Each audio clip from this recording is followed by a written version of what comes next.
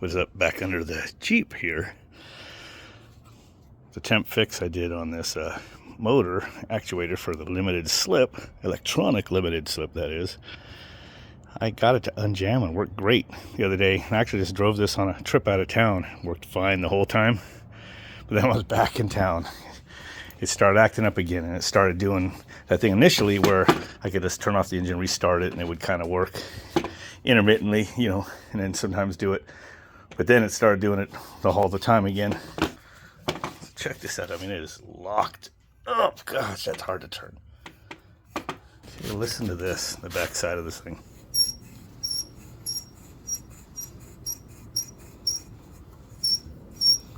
And it's still pretty tight, just like it was the first time I took it apart. I could not help myself. And I was able to knock this back part off. I thought that was going to be all rivets. But not. Or is it? Yeah, I guess it is. It broke them. But when I put the bolts through it, it will hold it together. So I'm trying to see if, this debris that was wedged in there, which I already dumped out some right there. It was this little chip. It's a pretty hard piece right there. Although that does look kind of like what I snapped off up there. So looking here, you can see like the magnet's bonded here. I'm wondering if it's lost its bond on this side. That's something that happens on ECM motors. You'll see the bonding, the glue from the magnet to the armature come loose. And on the ECMs, usually like the magnets will be the part that turns and the windings are stationary. So this is a brush type motor. That's all that is. So I'm going to try to blow it out real well, because it's kind of funny that I spun it before and it just worked great. So I don't know if it reseated a loose magnet, which it's not moving, I don't think, or if it's just debris that's in there. And this bearing's not seized, and that bearing's not seized.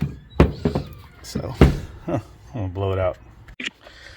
Okay, so I sprayed some carb cleaner, not up into the electronics, but just kind of just around here a little bit, and then sprayed it off with some compressed air. And same thing in here. I just stuck it back together momentarily, and it seems smooth as butter. So, like I said, the bearings aren't bad. The brushes got wear, but there's some brush material left in there. And I don't know. I'm hoping that magnet's not loose, because if it is, it's just going to do it again. I don't want to pry too hard and break it, but I don't think it's that. I mean, that magnet's really, it's in position. It didn't move when I pulled out there. I mean, at least I don't think it did. I should measure that. Maybe I should measure. And it looks like the depth is about the same, I believe. So, well, it's easy to take apart. So I'm just going to go ahead and reassemble it and then see how it goes for the next few days. Okay. It spins easy.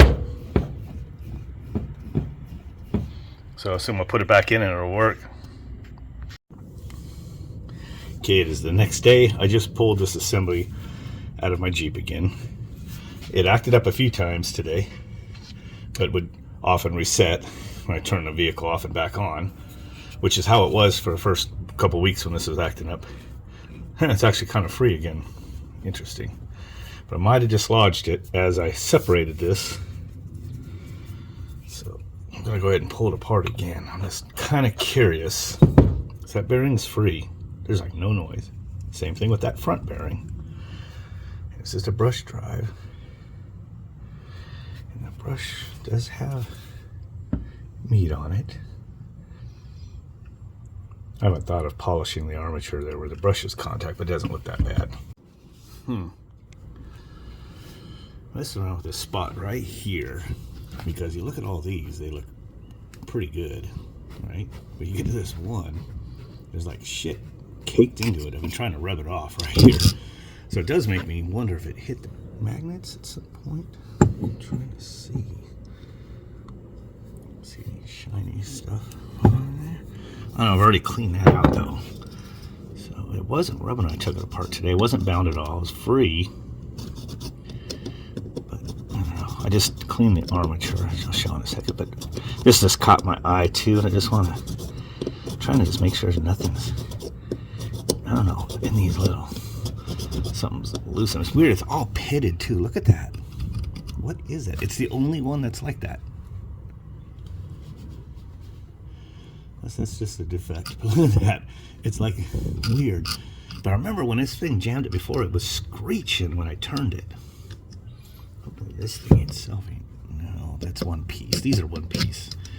I don't know, man. Weird. And I've been blowing it out.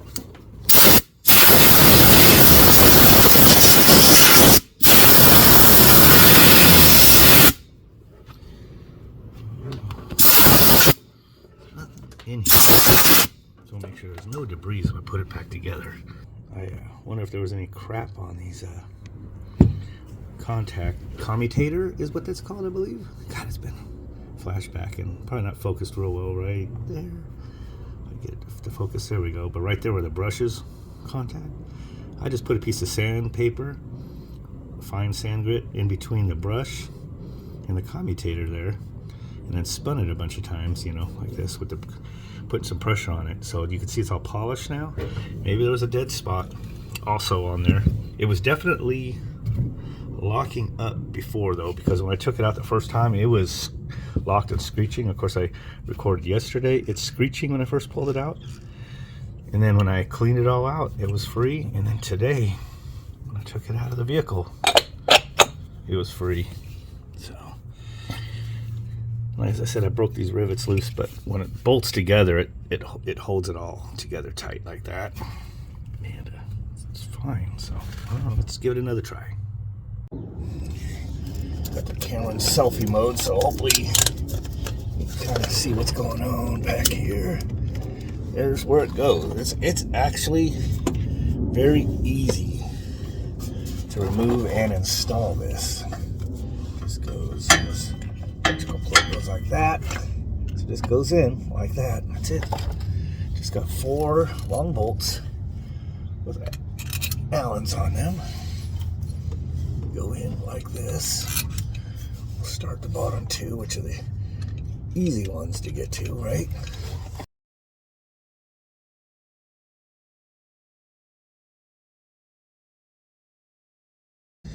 By the way, I do not have the Grand Cherokee up on jack stands or on a jack or on my ramps. I've just got the air suspension lifted up for off-road mode, and then I can actually roll under here on my creeper. It's a little tight, but it's doable. I'd have even more room if it wasn't on the creeper. I've got one more bolt here that goes up here on top. Almost get my impact, my small one up in here. I started to use it yesterday, but then I stopped using it. I don't want to like break anything. I don't want to get it bound up against this little ride height sensor that's right here. I don't want to jack it up. So, get this going. Almost got. This one's a little harder to get to. Almost there. Almost ready for the ratchet here. My Harbor Freight Special. These extension ratchets from Harbor Freight, I have not broken any of them yet. I mean, some of their stuff, like the ratchet wrenches, yeah, they don't last. But these socket driver ratchets, whatever, they've been working fine. Yeah. Okay, try to get this in place. It doesn't have to be real tight. It didn't take much to take it out the first time. Not torquing or anything. I'm sure there is a torque, but I'm not worried about it. I got a sense for about how tight they were when I took them out. There's the plug. I'm sure you will get all sorts of faults if you don't plug that in. I got that little spot of oil again.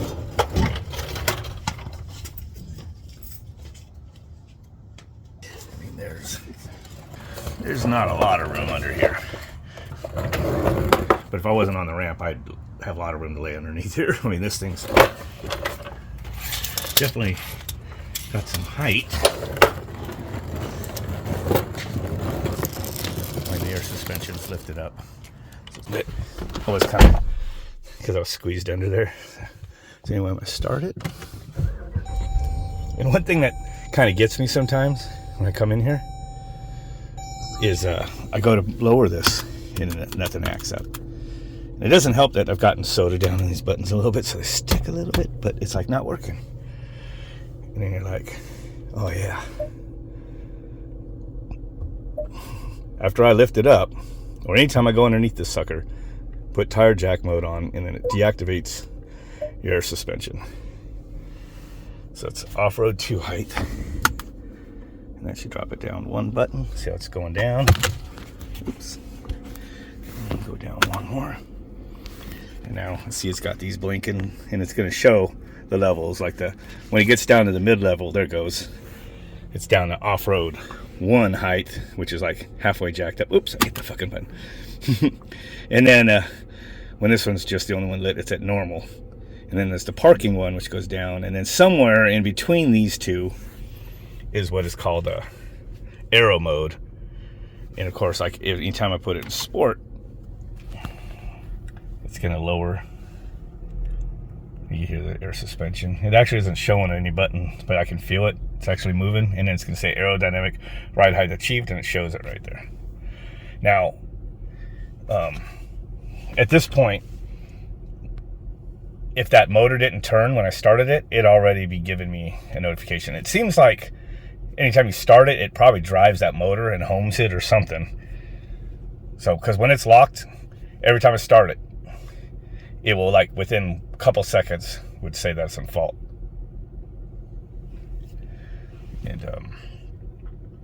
And it's weird.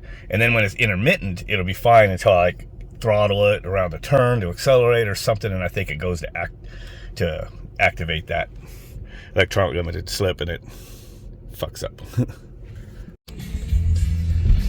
What is up?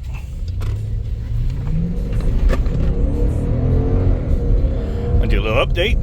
It's been more than a week since I last took apart the little motor actuator for my electronic limited slip, and I have driven this vehicle up to Payson, and we actually almost to Payson, but we got turned around. And then I think I've done at least 1 trip down to Casa Grande for a job. And then yesterday we did go up to Payson, then up down to Camp Verde and all the way home and everything. And then today back down to Casa Grande. And that fault has not come back. So I think we're actually good. So I did put a little bit of sealant around that actuator, just paranoid to keep a little moisture out of there. If I drive through, water when it rains, I like to drive through puddles and stuff. So I might put that on screen. But anyway, I've taken a couple of video clips here and there. Can't remember what I last updated, when I last edited, but I'll hodgepodge. I'll throw this video up and just be a kind of a little update to how that went after all. So right now everything seems to be going pretty good with the Jeep. Everything normal. Cruise controls kept working. Everything nice to drive again.